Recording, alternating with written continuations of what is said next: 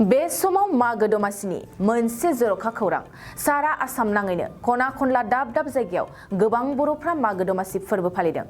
बेबादिनो ब्रह्मपुर एफआरसि आफादा साखाथिनि दरब्रै गामि ब्रह्मपुर, नथुन सनापुर, सापागुरि आरो थाइसिगुरि जथायै गाजा गोमजा सेथि खेब दमासि फोरबो फालिदों। खौसेथि गोजोन आरो थामोनथानि मोन्थोरजों ब्रह्मपुर एफआरसि आफादा ब्रह्मपुर साहा आबाद फोथाराव मेहेरगोनाङै दमासि फोरबोखौ फालिदों। फोरबो फालिनायावनो लाइमोनफोरनि थाखाय गेलेनाय बादायलायनाय, सोंगाब सोंनाय बायदि बायदि मेहेरगोनां हाबाफारि लानायखौबो मिथिहोदों। हाबाफारि बानजायनायावनो फिथा, लारु सावनाय, बेलागुर सावनो लाहार फाहार खालामनाय नुनो मोननायजों लोगोसेनो मोनाबिलिनि समाव हारिमु दिन्थिफुंनाय लानायखौबो मिथिहोदों। गिबि गिबियाव आङो आंनि गोसो गोरबोनिफ्राय खौरां बुथुमगिरि फंबायमोननिसिम जोंनि बे ब्रह्मपुर एफआरसिनि आफादनिफ्राय जानानै मोजां मोननाय अननाय सिबिनायखौ हामलायनाय जासिनाय जाबाय।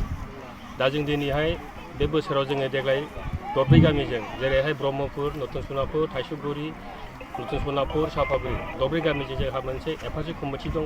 दा बे एफआरसि कमिटियाव जों दिनै मोनसे गोथौयै सिना खालामनायनि गेजेरजों जे जों दरब्रै गामिया परम्परा गोदोनिफ्रायनो बाहाय रुजु रायजो जाबोगासिनो दङ।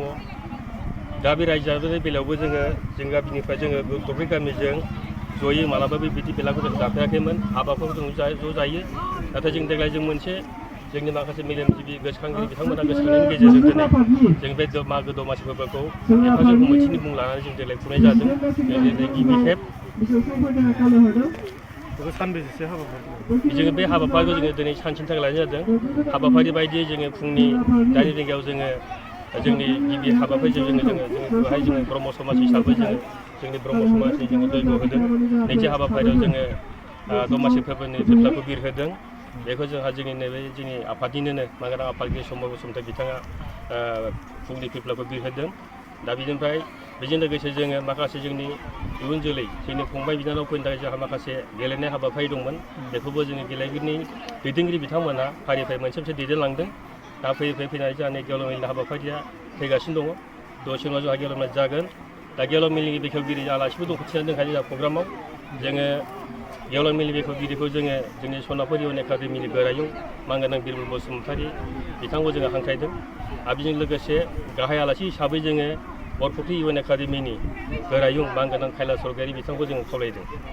दमासिखौ लोब्बा लाखिनानै रायजो राजाफोरखौ खावलायहरदों। बिदिनो जोङो बे दमासिखौ लोब्बा लानानै जों गासैबो जे परम्परा गोदो गोदायनिफ्रायनो जोंनि आबै आबौमोन समनिफ्रायनो जिबायदि दमासि बेलागुर जाबोगासिनो दङ। दा बे जाबनाय बेलायाव जोंबो दिनैहाय साफ्रोमबो बर' रायजो राजाफोरनिसिम जोंनिफ्राय जोङो हानायमानि जोङो मोनसे गोजोननाय बावहरनो सानदों। जोंबो खुंनो मोननाय जों गोजोननाय मोनदों। आरो बेजों लोगोसे गुबुन गामिफ्रावबो जाहाथे बिथांमोनहाबो मोजाङै सावरायनायनि गेजेरजों बेबायदि बेलागुर फोरबोखौ खुंलायो। बेलागुरनि ओंथिखौ मिथिलायनो बुजिलायनो जाहाथे बयबो हास्थायनो नाजायो।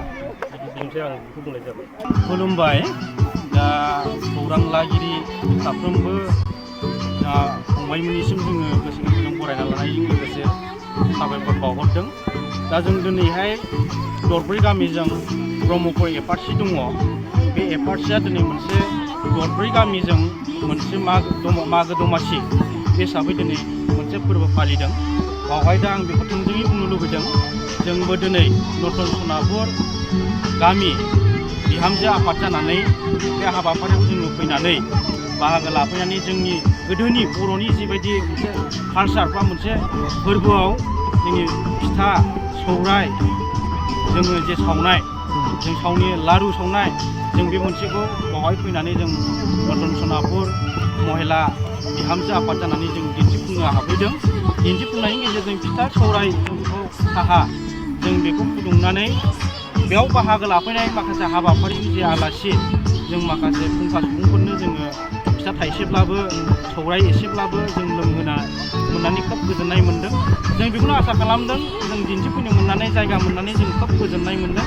आरो इयुनावबो जोंनि बे मोनसे लाइमोनफ्रा जाहाथे बेखौ सोलोंनानै दिनै इयुन जेनेरेसननि थाखाय बियो माने जोबनानै थाङा। बेबायदिनो जोंनि मोनसे आरिमु कालसारफ्रा थालांबाय थायो बेफोर रीति नीतिफ्रा जोंनि गेजेराव गोमानानै थाया जों बेखौ लुबैनानै जों बेखायनो दिनै मोनब्रै मोनबासो जोङो आइटेमखौ फिथा सौराय जोङो सावनाय मोनसे आरिमुखौ जों दिन्थिफैनो मोननानै जों न'खरनि जानानै जों सब गोजोननाय मोनदों आरो जों बेखिनिखौनो जों खौरां लागिखौनो जों फोरमायहरदों। खुलुमबाय। दिनैनि बे जोंनि मागो फोरबोआव खौरां लाफैनाय बाबामोननिफ्राय जोंनि बे नतुन सनापुर आफादनिफ्राय आइजो आफादनिफ्राय रोजा रोजा साबायखर बावग्रोनाय थादों। दिनै जोङो मागो फोरबोनि मुङै दिनै ब्रह्मपुर एफआरसिआ गिबि दिनैनि बे हाबाफारिखौ लादों। बे हाबाफारियावनो जोङो दिनै नतुन सनापुर गामिनि बिहामजो आफादा दिनै जोङो बे कम्पिटिसनावनो जोंनि मागो फोरबोआव जानाय लोंनायनि आइटेमखौ जोङो बाहाय देखायफैदों।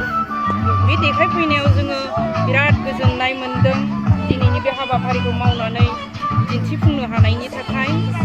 जोङो गिबियावनो एन्थाब उवालाव देनानै एन्थाब सावनाय, उवालाव देनानै सौराय सावनाय एवनाय आरो उवालावनो देनानै जोङो लारु सावदों, उवालावनो देनानै जोङो फिथा लावदुम सावदों। बे हाबाफारिखौ लादों आरो बेजोंनो जोङो आलासि सिबिनो थाखाय गाइखेर साहाबो लोगोसे लाफानानै दिनै जोङो बे हाबाफारिखौ दिन्थिफुंनाय जादों। गिबियावनो जोङो दिनैनि बे हाबाफारियाव बे जानाय आयदाखौ सावना खांनानै सासे जोंनि गामिनि गाहालिया मास्टार पेन्सन मोननायखौ जोङो आर'नाइ गांसे होनानै बरायनानै जोङो बे जोंनि दिन्थिफुंनाय फिथा सौरायखौ जाहोजेननानै जोङो नतुन सनापुरनि बिहामजो आफादा बरायग्रोनाय जादों। बेखिनिखौनो आङो बाबामोननिसिम बुंथिनानै आंनि बे बुंथिनाय आरो बाबामोननि रिपर्टारफोरनिफ्राय आंनिफ्राय रोजा रोजा साबायखर बावनाय थाबाय। आंनि बे बुंथिनाया बेखिनियावनो फोजोबबाय।